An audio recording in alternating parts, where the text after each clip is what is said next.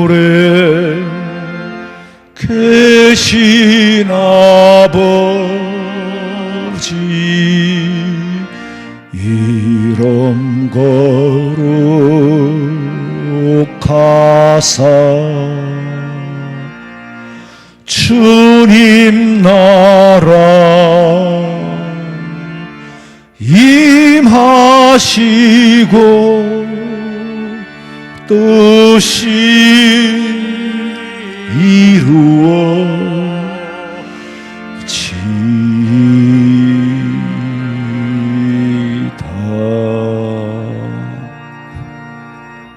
지극히 높은 곳에서는 하나님께 영광이요, 땅에서는 기뻐하심을 입은 사람들 중에 평화로다. 영원히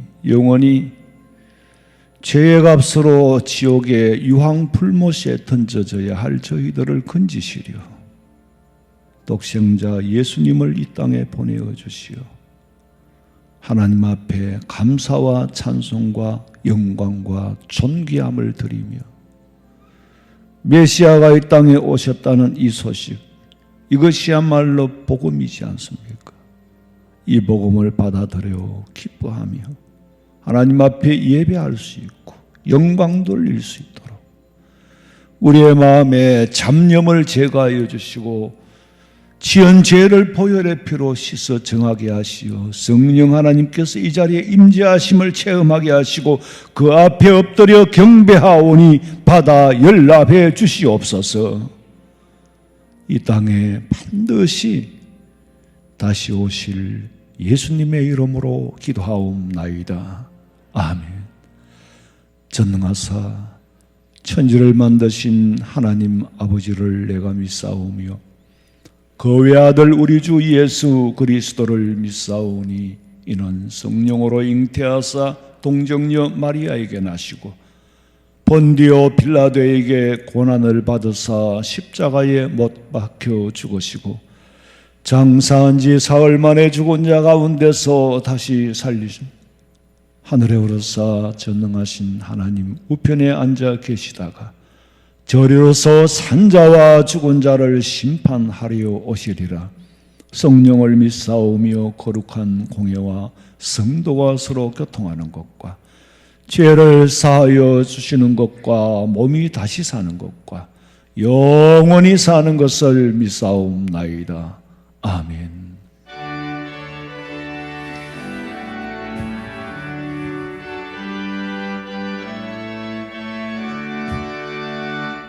기쁘다 구주 오셨네. 만백성 맞으라. 온 교회여 다 일어나. 다 찬양하여라.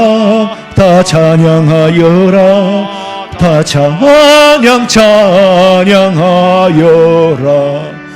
은혜와 진리 되신 주 다 주관하시니 만국 백성 구주 앞에 다 경배하여라. 다 경배하여라. 다 경배하여라.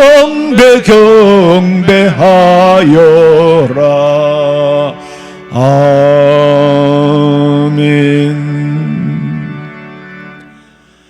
이는 한 아기가 우리에게서 낳고 한 아들을 우리에게 주신 바 되었는데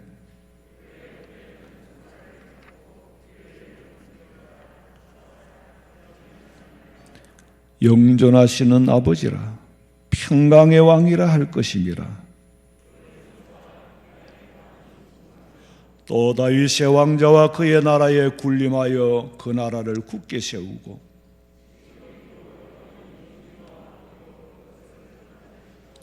천사가 이르되 무서워하지 말라. 보라, 내가 온 백성에게 미칠 큰 기쁨의 좋은 소식을 너희에게 전하노라.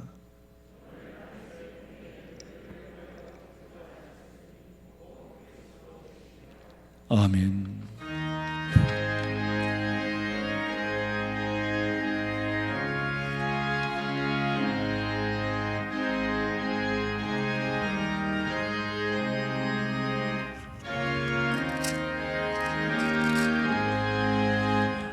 어린 주 예수 누울 자리 없어 그 귀하신 몸이 구유에 있네. 저 하늘 별들이 반짝이는데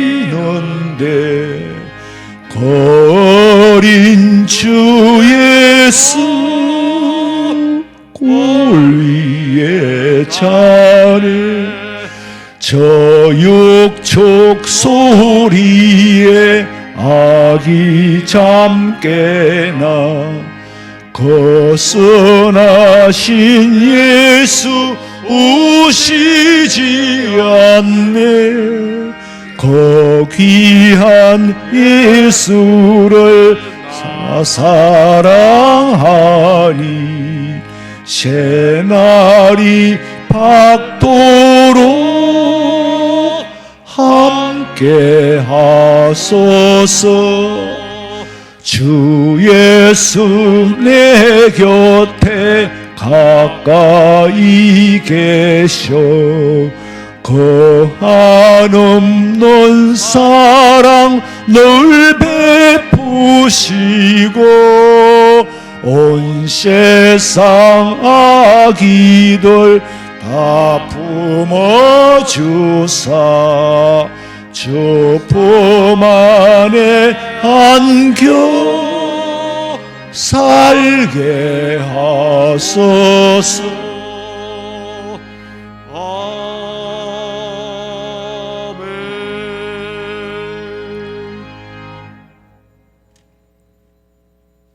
한치 앞을 가눌 수 없는 오미크론 팬데믹 확산세가 전 세계로 다시 강타하는 이 암울한 이때이지만 우리의 힘이 되시며 우리의 피할 바위 되시는 하나님 아버지, 우리를 안아주시고 품어주신 은혜를 감사합니다.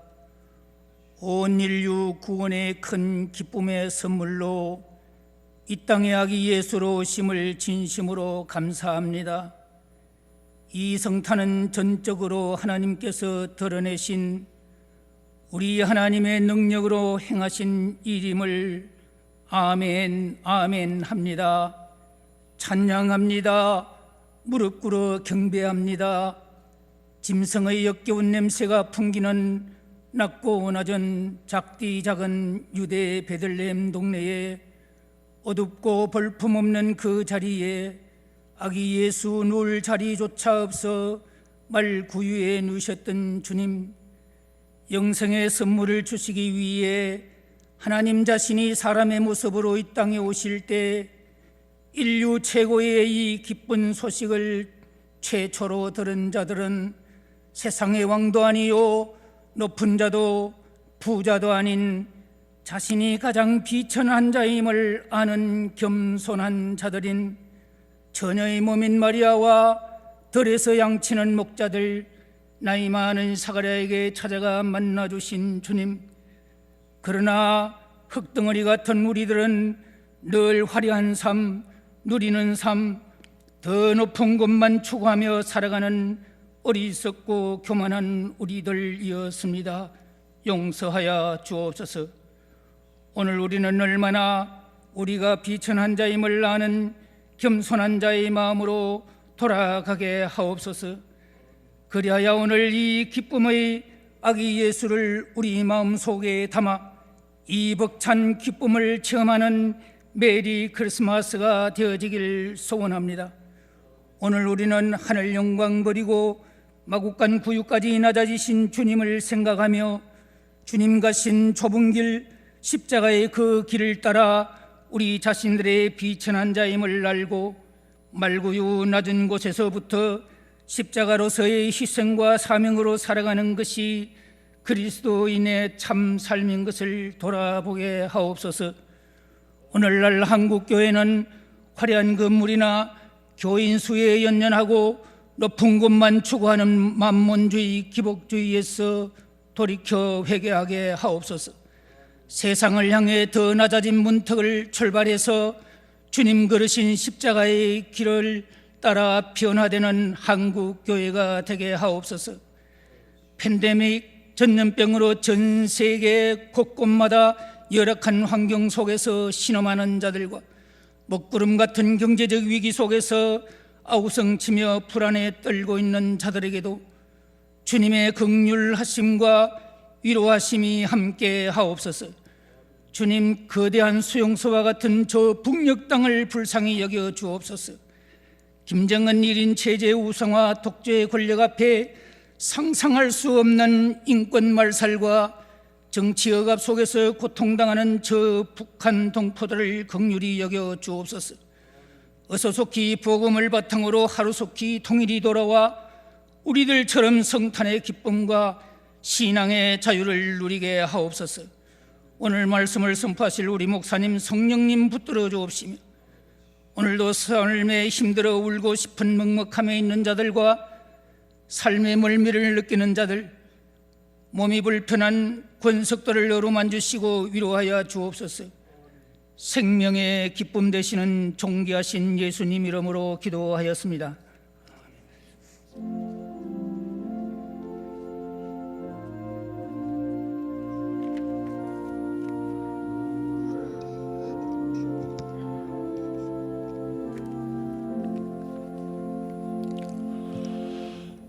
하나님의 말씀은 누가복음 2장 8절에서 14절에 있는 말씀입니다. 순서지를 참고하시기 바랍니다. 그 지역의 목자들이 밤에 밖에서 자기 양떼를 지키더니 주의 사자가 곁에 서고 주의 영광이 그들을 두루 비추매 크게 무서워하는지라. 천사가 이르되 무서워하지 말라. 보라, 내가 온 백성에게 미칠 큰 기쁨의 좋은 소식을 너희에게 전하노라. 오늘 다윗의 동네에 너희를 위하여 구주가 나셨으니 곧 그리스도 주시니라. 너희가 가서 강보에 사여 구유에 누인 아기를 보리니 이것이 너희에게 표적이니라 하더니 호련히 수많은 천군이 그 천사와 함께 하나님을 찬송하여 이르되 지극히 높은 곳에서는 하나님께 영광이요 땅에서는 하나님이 기뻐하심을 입은 사람들 중에 평화로다 하니라. 아멘. 준비하신 성탄 예물 드리겠습니다.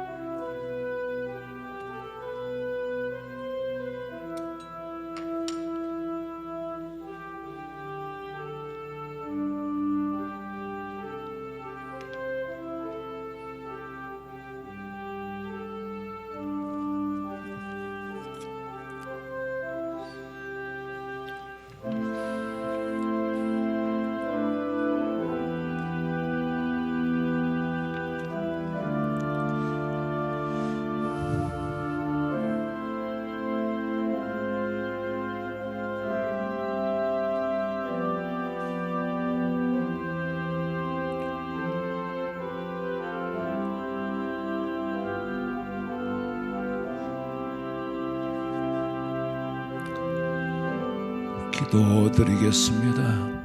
하나님 아버지, 동방의 박사들이 산을 넘고 물을 건너 황금과 유향과 모략을 가지고 아기 예수 앞에 드린 것은 당신이야말로 우리를 구원하실 메시아요, 당신이야말로 우리가 기다리던 메시아, 그 메시아임을 확정하고 메시아를 믿는다는 정표로 귀한 예물을 드렸습니다. 오늘 저희들이 드린 이 예물이 많은 것이든 적은 것이든 주님이 되시고 예수님 메시아이심을 확증하여 감사하며 드리는 예물이오니 받아 연락해 주시고 이 확증의 믿음이 변하지 않도록 붙잡아 주시옵소서. 다시 오실 예수님의 이름으로 기도하옵나이다. 아멘. 광고 시간입니다. 오늘은 요일로는 토요일이고 절기로는 성탄절입니다. 꼭 아침이 주일 아침같이 프로그램이 돌아가니까 자, 일부 예배를 드리고 6시에 좀 넘어서 나왔는데 우리 집 사람이 그래요. 오늘 당신 주일 아니대. 주일 아니대. 이게 사이클이 이렇게 깨지면 굉장히 정신을 바짝 차려야 돼요. 여러분, 오늘 주일 아닙니다. 성탄절이에요. 내일 또 교회 오셔야 됩니다. 주일이니까. 혼란에 빠지지 않기를 바라고, 나가시면서 간식을 준비했으니까 꼭 받아가시기 바랍니다.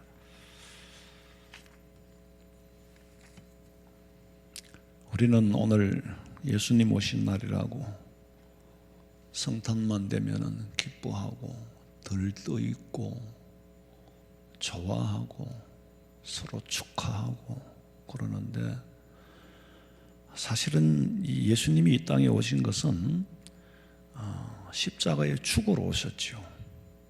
죽으로 오신 날이에요. 죽으로 오신 예수님에게 축하를 드릴 수는 없지요.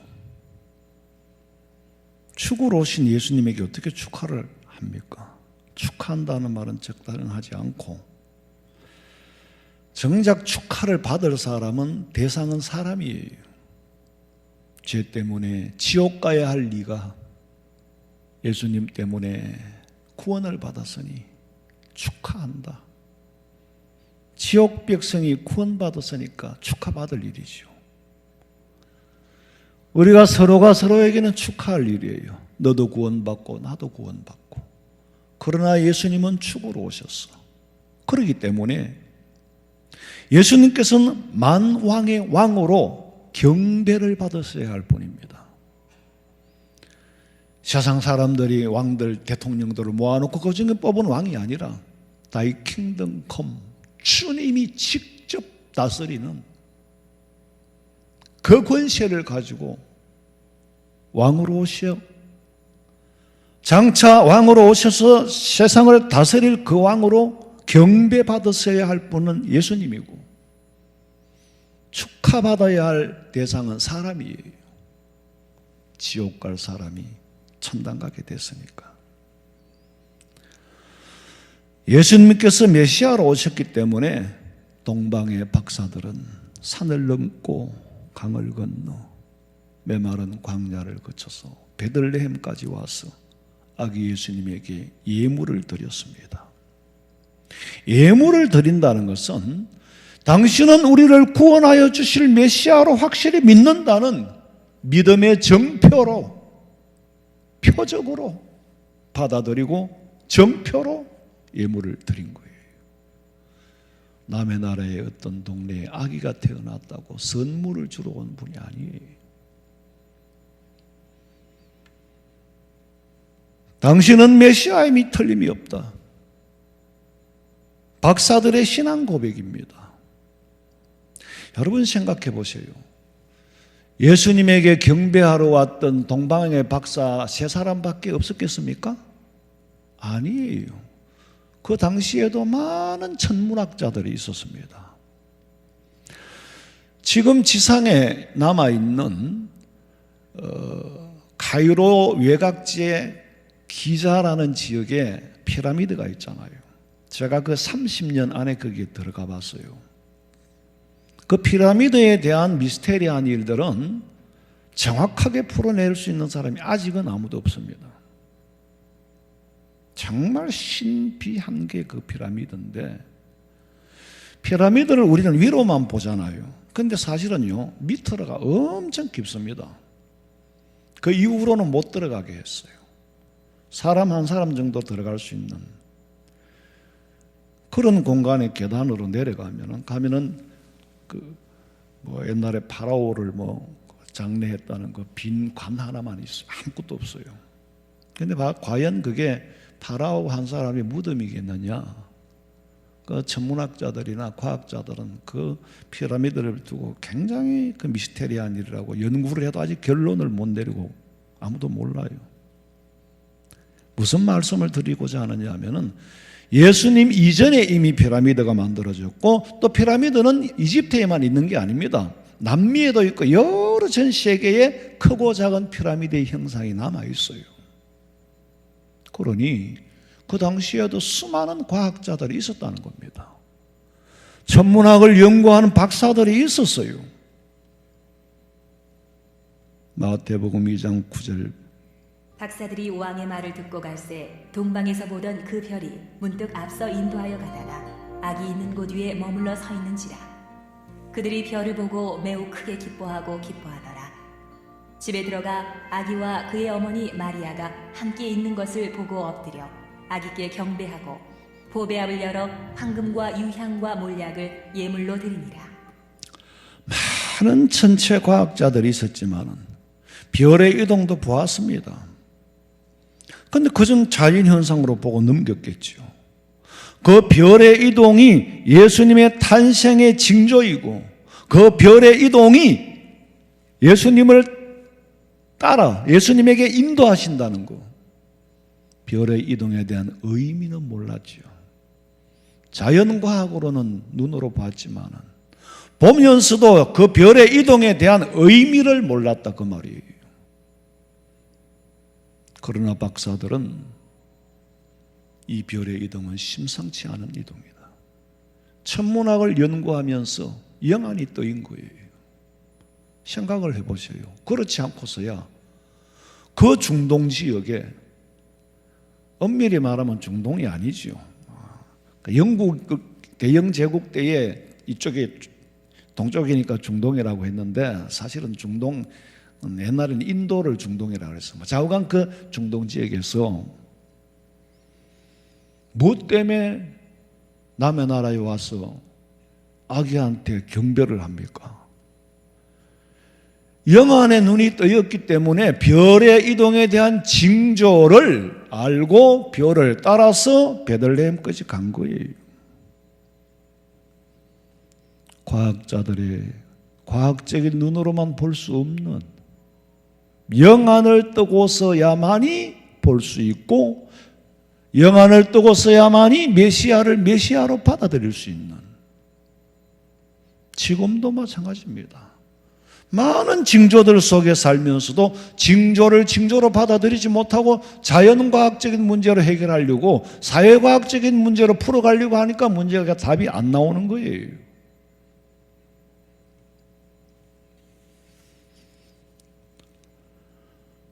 예수님께서 이 땅에 직접 오셔서야 했었던 이유는 인간의 죄를 사하여 주시기 위하여 제물이 되기 위해서 오셨잖아요. 인간의 죄는 언제부터 시작됐습니까? 아담으로부터, 원죄로부터 시작된 거예요. 원죄는 어디서부터 시작됐고 어떻게 전가됐느냐? 아담으로부터 시작됐고 우리 후손들에게 전가되었어요. 원죄의 개념은 인간은 누구에게나 죄성이 있어요. 그게 원죄 때문에 죄성을 가지고 있어. 그 죄성을 가지고 있기 때문에 죄를 짓게 되는 겁니다. 죄를 지으니까 죄인이 되는 거죠. 액추아 신이라고 그래서 죄를 지으면 죄가 되는 거예요. 아담 이후로 인간에게 이 죄성이라는 원죄의 프로그램이 육신에게 깔려버렸어요. 마치 자석이라고 하는 쇠막대기에 자성이라는 자력이 있듯이 인간에게 죄성이라는 욕심을 일으키는 원죄의 프로그램이 들어와서 깔렸다는 것이.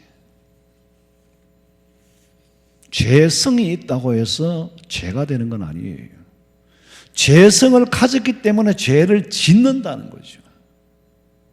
내가 도둑질을 하고 싶은 죄성이 있는데도 남의 물건을 탐내지 말라. 그걸 억제하고 도둑질을 안 하면은 도둑놈은 안 되는 겁니다. 내가 사람을 때려 죽이고 싶어도 억제하고 죽이지 않으면 살인죄는 안 되는 거예요. 그러면은 사람도 안 때려 죽이고 도둑질도 안 하고 우린 죄가 없잖아요. 그렇습니까 과연? 그보다 더 많은 죄를 짓고 삽니다. 수없이 세상에는 죄를 안 지으려고 노력을 안 하고 있는 그대로 살면 다 죄예요. 죄에 우리는 노출되어 있잖아요. 자연스럽게 추구하는 것이 알고 보니까 하나님의 말씀과는 대치되는 삶을 살고 있다는 거죠. 우리는 죄에 그대로 노출되어 있습니다. 죄를 죄인 줄로 분별하지 않고는 죄에서 벗어날 수가 없고, 분별하지 않고 사는 그 삶 자체가 죄예요. 죄성을 가진 사람이 자기 의로는 율법을 지킬 수가 없어요. 자기 의지로는 지킬 수가 없어요. 그래서 죄를 짓고 살고, 죄의 값은 사망이요 꺼지지 않는 영원한 지옥 유황 불못에 던져진다. 그 지옥에서 건지려고 예수님이 이 땅에 오신 겁니다. 마태복음 5장 17절 봐요. 내가 율법이나 선지자를 폐하러 온 줄로 생각하지 말라. 폐하러 온 것이 아니요 완전하게 하려 함이라. 하나님의 법은 폐할 수가 없어요. 그 법을 지켜줄 자, 인간은 못 지키니까 율법이 요구하는 법을 예수님께서 대신 지켜주겠다는 것이죠. 율법이 요구하는 죄의 값을 대신 지불해 주시려고 이 땅에 오신 겁니다. 구약시대의 예언자들, 선지자들은 계속 구약시대는 제사를 지냈잖아. 양을 잡고 송아지를 잡고 반드시 생명은 죽여야 됩니다. 재물은 죽어야 돼요. 그게 뭘 의미합니까? 내가 죽어야 할 죄를 양에게 전가시키는 거예요. 내가 죽어야 할 죄인이라는 표식으로 제사를 드리는 겁니다. 나는 죽을 수 없으니까, 그러나 내가 죽어야 할 죄인이라는 의미로 제사를 드리잖아요. 그러면서 이 제사는 만 번을 드려도 인간의 죄를 동물의 피로 살 수가 없습니다. 다만 내가 죄인임을 고백한다는 차원에서 제물을 드릴 때, 제사를 드릴 때 이것을 완성케 해주는 엄을 자꾸 끊어놨어. 엄을 갚아줄 자가 와야죠. 그분이 예수님이에요. 사람의 죄는 사람이 생명으로 갚아야지 짐승으로 갚을 수 있는 게 아니에요. 그래서 예수님께서는 율법을 폐하러 온 게 아니라 완전케 하러 왔다. 그 구약의 이스라엘 백성들은 구원의 메시아를 기다렸습니다. 선지자들은 구원의 메시아가 반드시 오실 거다, 오실 거다, 오실 거다 그랬는데, 정작 메시아가 이 땅에 오시니까 가짜라고 십자가에 못 박아 죽였습니다. 왜 죽였느냐? 세월이 흘러 참 구약의 선지자들이 예언했던 그 메시아 관이 변질이 되어버린 거예요. 어떻게 변질이 됐느냐? 지옥 가야 할 저희들을 천국으로 인도하러 오신 메시아로 믿어야 하는데, 당시의 상황이 로마의 지배하에 있었기 때문에 로마에서 정치적으로 해방시켜줄 메시아로 변질이 되어버린 거예요. 로마로서부터 해방시켜줄 메시아가 올 거라고 생각을 했는데, 정작 메시아 예수님이 와도 정치적으로 해방을 시켜주지 않으니까 백성들이 실망을 하게 됐고, 그 실망한 백성들에게 종교 지도자들이 바르게 가르쳤어야죠. 예수님은 정치적인 해방을, 인간 세상의 정치적인 해방을 주러 온 분이 아니다. 그보다 더 근본적인 인류 사회를 죄악 가운데서 건지러 오신 메시아지, 한 유대 나라, 한 이스라엘이 로마의 압제하에 있는 그 백성 하나만 해방시키러 온 분이 아니라고 바르게 가르쳤어야 되는데, 종교 지도자들의 사고가 병들었어요. 이 예수가 가짜라고 십자가에 죽여야만이 지도자들이 누릴 수 있는 정치적인 기득권을 유지한단 말이에요. 그러니 백성들은 실망을 했고, 실망한 백성들을 위로하고 바르게 깨우쳐주는 것이 아니라 오히려 그 분위기를 자꾸 부추기고 띄우는 거예요. 그래서 군중의 함성을 만들었어. 군중들의 함성을 만들어서 예수님을 십자가에 못 박아 죽여라고 소리를 질러. 빌라도가 봤을 때는 아무리 봐도 죄가 없는데, 로마법으로는 법을 어긴 적이 없고 혁명가도 아니고 독립투사도 아닌데, 군중들이 떠들어서 죽여라고 하니까 죽였단 말이에요. 그리고는 빌라도는 나는 여기에 대해서 나는 책임이 없다고 세숫대에 물을 떠가지고 손을 씻었어. 그래도 세상 법으로는 빌라도가 사형 선고를 내린 게 됩니다. 여러분, 무지한 백성들에게 더 우매하게 만들고 판단력이 없는 백성들을 판단력이 있게끔 만드는 게 정치 지도자들이고, 영적으로 판단이 없는 성도들에게 영적으로 판단의 눈을 열게 해주는 게 종교 지도자요, 목사가 할 일인데, 성도들이 요구하는 샤머니즘적이고 기복적인 신앙, 성도들이 원하는 것, 말씀을 하나님의 편에서 전하는 것이 아니라 가려운 귀를 끌고 주는 그런 장사꾼들이 많단 말이에요. 그래야만이 성도들이 안 떨어져 나가니까. 비즈니스 합니까? 무지한 백성들을 선동시키면 예수님마저 십자가에 못 박아 죽이는 일이 역사에 있었잖아요. 그래서 지금 우리는 영적으로도 깨어 있어야 되고, 육신이 땅에 사는 동안에는 정치적으로도 깨어 있어야 됩니다. 그렇지 않고서는 땅에 사는 동안에 육신의 고통을 받고 살아야 될 거고, 영적으로 깨닫지 못한다면은 하나님 앞에 심판을 면할 수가 없을 거고, 영육간에 근신하여 깨어 있어야 할 때입니다. 아무 판단 없이 선동에 이끌리는 사람, 자기 판단 없이 무리들에게 끼는 사람, 자기라는 존재가 없는 사람들이에요.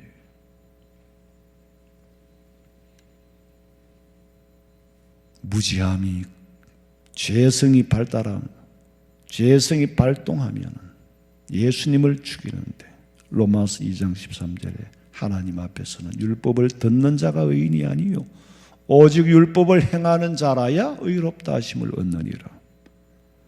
죄성의 힘에 끌려 죄를 지은 사람은 죄인이지만은 만약에 인간이 의지로 죄를 짓지 않으면 죄인이 아니에요.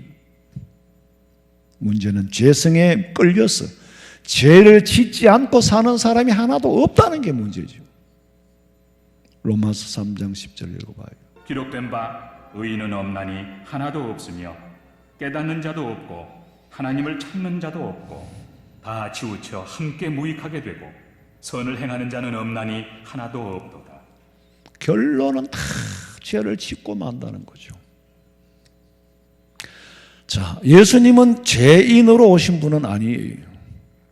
그러나 예수님이 사람이 되어 오셨다는 것은 육신의 몸을 가지고 먹어야 되고 입어야 되고, 세상에 육신의 몸으로 온 이상은 많은 유혹이 있고 유혹에 시달려야 되고, 몸을 가지고 있는 이상은 몸으로 살아야 됩니다.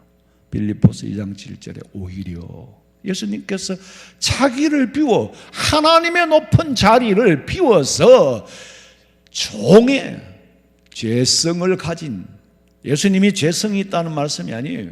죄성을 가진 육신의 몸을 가지고 땅에 살면서 유혹과 미혹을 물리치고, 예수님도 배고픔을 느꼈어요. 시장기도 느끼고, 예수님이 슬픔도 느끼고 우시기도 하시고,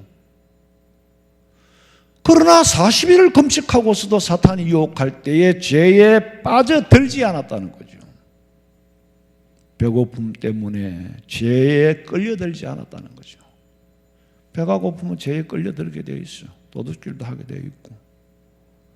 예수님은 자기를 깨끗하게 지켜야 했어야 할 이유가 뭐냐? 예수님이 깨끗하지 않으면 제물이 될 수가 없습니다. 양을 잡아드려도 흠이 있으면 안 받으시거든요. 하물며 예수님이 죄에 물들어 있다면 자기 죄의 값을 감당하기도 어려울 건데 깨끗한 재물이 될 수가 없습니다. 예수님은 사탄의 유혹도 싸워 이겼어요.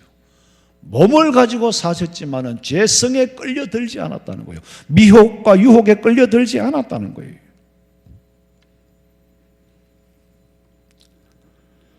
그렇게 죄 아래에서 벗어나야만이 대속의 제물이 될 수 있었기 때문에, 여러분, 원래 이 자석에 자성이 들어오기 전에는 단순한 쇳덩어리였던 것처럼 처음 아담에게는 죄성이 없었습니다. 그런데 마귀가 들어와서 죄성을 불어넣었지요.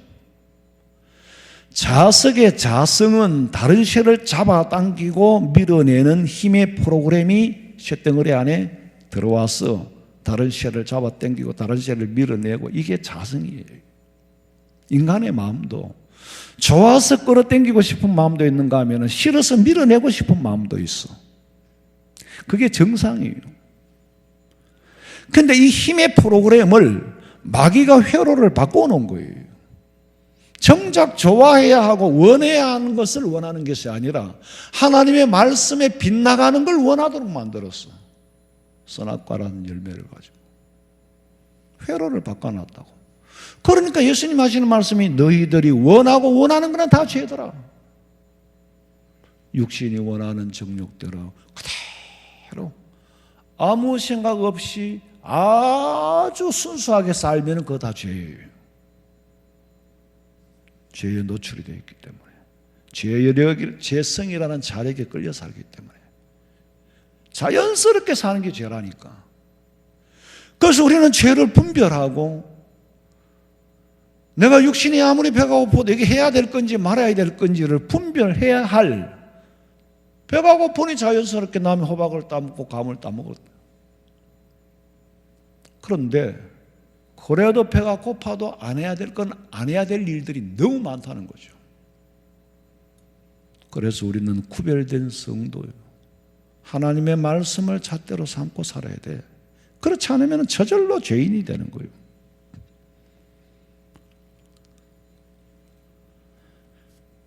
좋아서 잡아당기고 싫어서 밀어내는 역할, 기능 회로가 바뀌니까 아담이 범죄함으로 죄성이 들어와서 후손들에게까지 죄성이 물려진 것을 원죄라고 하죠. 자석을요, 두 토막을 내도 자성은 없어지지 않습니다. 인간의 원죄는 후손들에게 이와 같이 물려질 수밖에 없습니다. 이것이 선악으로 번역되는 타부아라는, 제가 여러 번 설명을 해서 다시 설명을 안 드리겠어요. 이 프로를 그러면 직역을 하면 좋다와 싫다라는 겁니다. 좋다와 싫다, 이게 꼬였다는 것이. 아담이 죄를 짓기 전에는 벗었으나 부끄러워하지 않았더라고 그랬어요. 벌거벗었으나 부끄러워하지 않았는데 죄를 짓고 나니 벗은 것이 부끄러워 숲을 구멍에 몸을 쳐박고 머리를 쳐박고 숨었어. 너 왜 숨었냐 그랬더니 부끄럽다는 거예요. 왜 부끄럽지? 왜 부끄러워? 죄를 지었으니까. 죄를 지었으니까 부끄러워? 뭐가 필요했어요? 몸을 가려야 할 옷이 필요한 거예요. 그래서 하나님께서 짐승을 잡아서 가죽으로 옷을 해 입혔어. 부끄러운 수치를 덮어주었어. 지켜야 할 율법을 대신 지켜주신 거예요. 부끄러움이라는 거는요, 인간은 옷으로 몸을 가리면은 의가 되고 벗으면은 죄가 됩니다. 몸을 가리지 않고 살면 그 자체가 죄라니까. 왜? 인간에게 육정이 있기 때문에 죄를 불러일으키는 게 되고 죄에 끌려들게 되는 거고, 죄성의 욕망을 불러일으키기 때문에 범죄 이후에 아담에게 옷을 해 입혀 주었어. 그게 의복이 시작입니다. 우리는 다 입고 살아야 돼요. 옷을 입어야 살 수 있습니다. 그래서 의식주라는 거 기본인 거예요.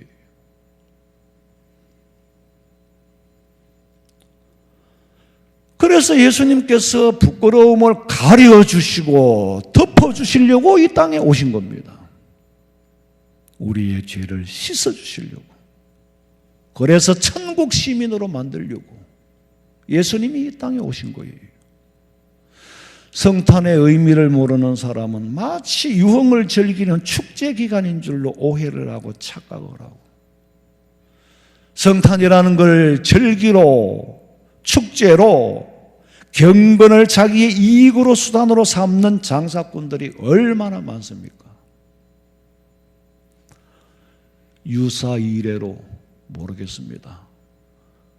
유사이래 그건 모르겠고, 제가 태어난 이후로는 성탄 축하, 서로를 축하하고 하나님 앞에 경배하는 행사를 못한 적, 24일 성탄 이브 행사를 못한 적이 없었어요. 지난 2년 동안. 왜? 코로나라는 전염병 이상의 온역 때문에. 제가 원래는 전혀 성탄절이라는 느낌을, 분위기가, 사회적인 분위기는 전혀 그렇지 않습니다. 근데 기도를 하는 가운데 그런 깨달음이 와요. 성탄절은 이렇게 지키는 거야. 성탄절은 이렇게 지키는 거야. 예수님이 오셨음에 너무 흥에 겨워가지고, 예수님은 정작 주인공 광고도 없고 사람들끼리 모여가지고 흥얼거리는 잔치를 했어. 하다가 예수님을 생각하게 되는 거예요.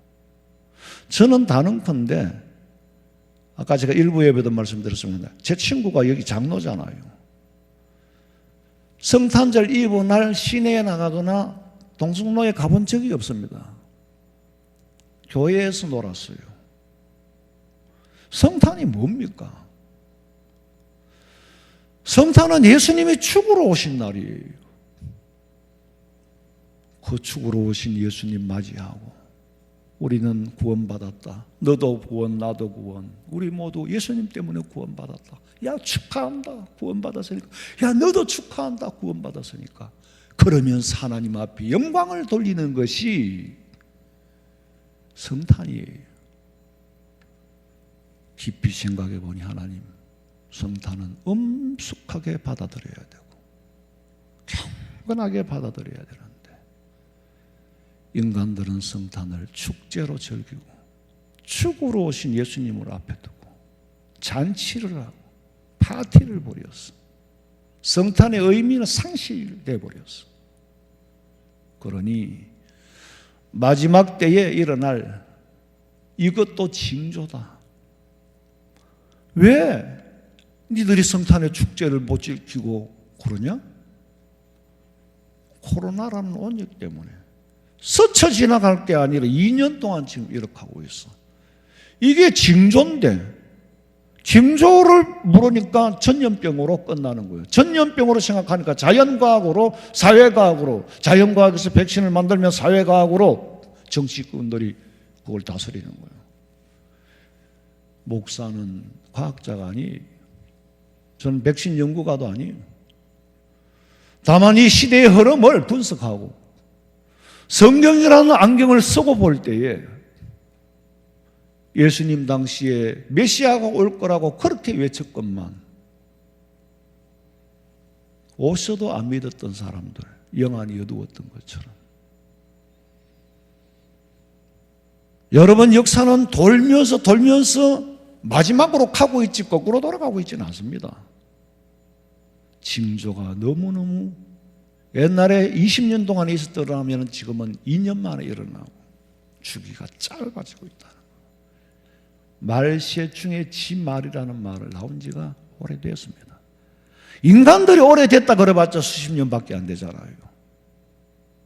시간과 공간을 초월하신 하나님 앞에서는 천년이나 같고 하루가 천년 같은데, 역사의 주례바퀴가 지구가 자전하고 공전하듯이 돌면서 어디로 가고 있는가를 객관적으로 판단할 수 있고 성경에서 가르치는 것을 깨달아 알아 깨우쳐 주는 게 목사가 할 일이에요.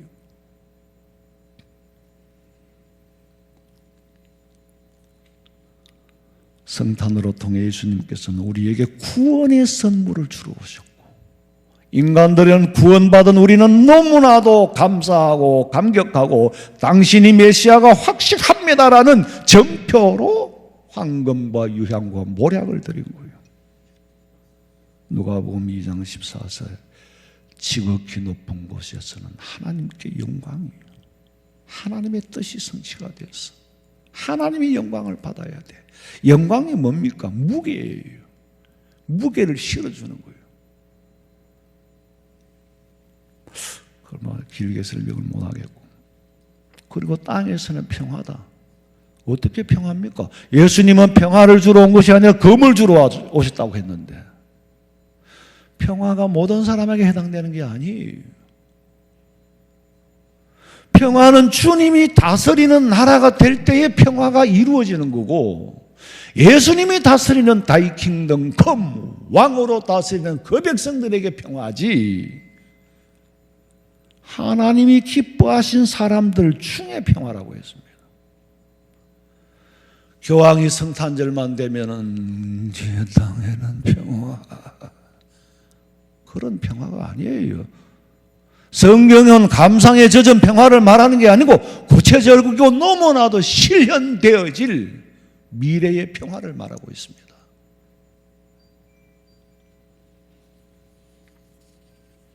여러분, 재림의 소망이 없다면은 성천이 헛거예요.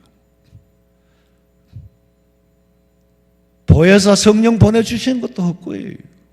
부활도 헛거예요. 십자가의 죽음도 헛거예요. 성탄도 헛거예요. 성탄이 의미가 있는 것은 다시 오실 예수님의 재림이 있기 때문에 성탄이 의미가 있는 거지. 예수님이 이 땅에 오셔서 십자가를 지시지 않았다? 무슨 성탄이 의미가 있어요? 십자가에 죽고 부활하지 못했다? 그럼 성탄이 의미가 없어요. 예수님이 성천하지 못하셨다? 성탄의 의미가 없습니다. 보혜사 성령 보내주심하고 약속해놓고 안 보내주셨다? 그럼 이건 성탄이 아니에요. 다시 오실 예수님 재림에 예수님이 없으면 이건 성탄이 아니에요. 우리가 성탄을 기뻐하고 즐거워하는 것은 궁극적으로 최후에는 예수님 재림하시고 공중의 혼인잔치에 들리움을 받고, 예수님 이 땅에 오시기 전에 내가 죽으면 내가 주님 앞으로 갔어. 주님이 재림하시는 날 부활체로 살아서 주님을 영접하며 변화체로 영원한 천국의 백성으로, 천국의 시민으로 살아갈 수 있기 때문에 이건 아무에게나 주어지는 정보가 아니죠. 예수님께서도 직접 말씀하시기를 왜 비유로 말씀하십니까? 라고 물었을 때에 천국의 비밀은 아무에게나 허락되는 게 아니다. 받지 말아야 될 사람이 받으면 안 되기 때문에. 그러면 여러분, 오늘 이 자리에 오신 분은 다 받아야 할 분이라는 거, 선택받은 분이에요. 성경은 특별 계시라고 하죠. 자연 계시는 만사 만물이 다 하나님의 자연 계시요, 하나님의 창조. 그러나 구원의 길은 이 속에 있는 거예요. 성경을 예수 안 믿는 사람들한테 이게 참 코로나가 예수님 오실 징조다, 온역이다, 그 사람들이 통하겠어요? 우리 예수쟁이들은 옳은 예수쟁이가 되려면은 안 믿는 사람들을 보기에 바로 미쳐야 돼요. 미쳐도 이상하게 막 신천지처럼 미치면 안 되고 바로 예수님께 미쳐야 돼. 예수님께 미친 사람의 소리를 집사님 친구하고 안 믿는 친구하고 대화가 됩니까? 안 되잖아요. 안 되게 돼 있어요. 또 안 돼야 되는 게 맞고. 안 믿는 친구하고 대화를 하면서 막 나이가 들고 막 기력도 쇠하여지고 그러니까 막 다 이루어 놓은 것도 허무하고 허탈한 것 같아. 도대체 어떻게 설명을 해야 될까? 아무리 봐도 네가 지금 허무해하는 것 같은데, 허탈해하는 것 같은데, 손에 등극이 있어도 그러니까 할 거는 술 먹는 것밖에 할 게 없어요.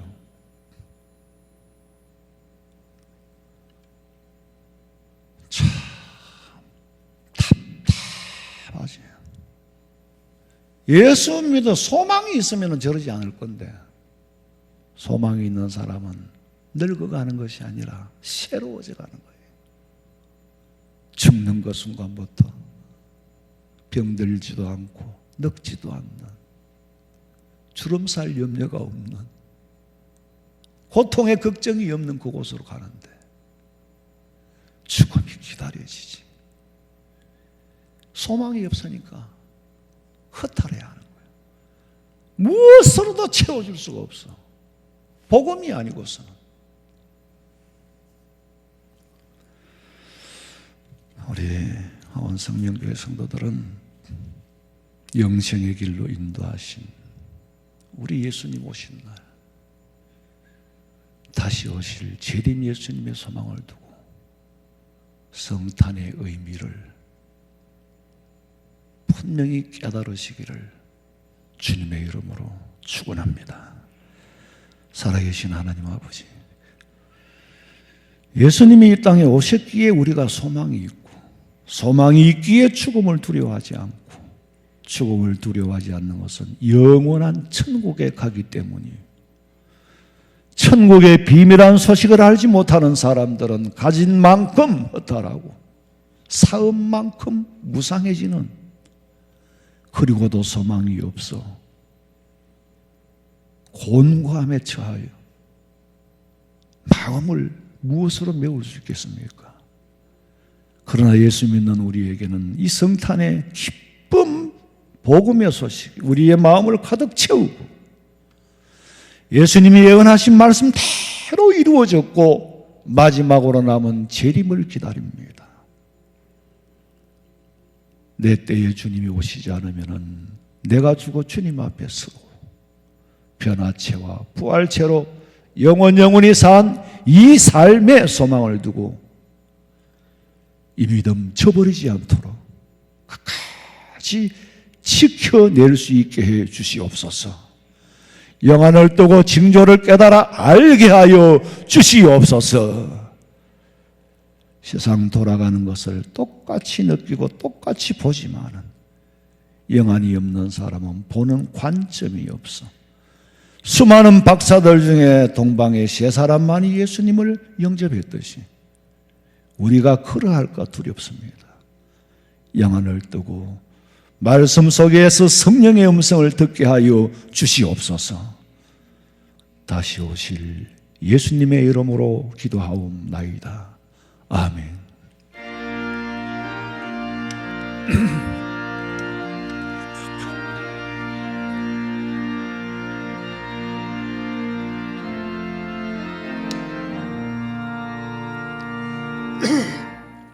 고요한 밤, 거룩한 밤, 어둠에 묻힌 밤, 주의 부모 앉아서 감사 기도 드릴 때 아기 잘도 잔다, 아기 잘도 잔다. 고요한 밤, 거룩한 밤, 영광이 둘린 밤, 천군 천사 나타나 기뻐 노래 불렀네. 구주나셨도다,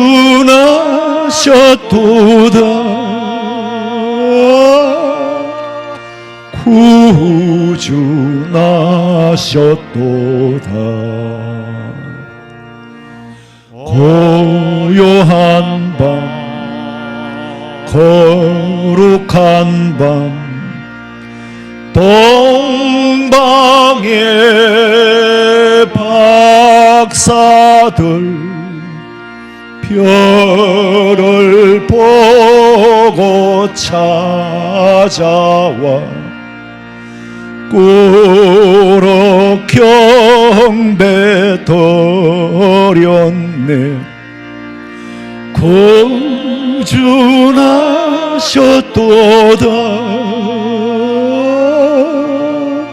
구주나셨도다.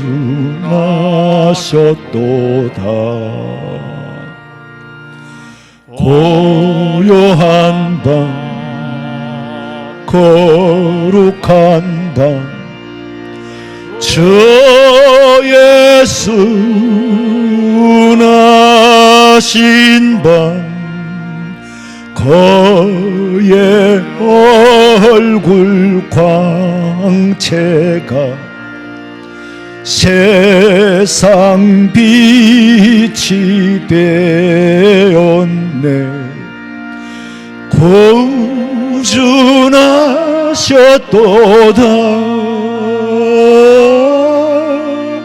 구주나셨도다.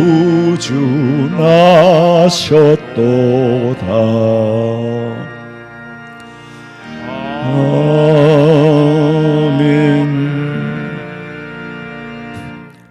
지금은 우리 주 예수 그리스도의 은혜와 하나님 우리 아버지의 그 만극하신 사랑과 성령의 위로하심과 교통하심이 아기 예수님이 참나의 구세주요 나를 구원하실 메시아인 줄로 믿고 감사하며 예배하고 예물 드리며 신앙을 고백하고 돌아가는 성도들의 머리 위에 가정과 직장과 사업장과 자녀들의 앞길과 그 마음에 소원하는 모든 일들 위에 지금으로부터 영원토록 함께 있을지어다.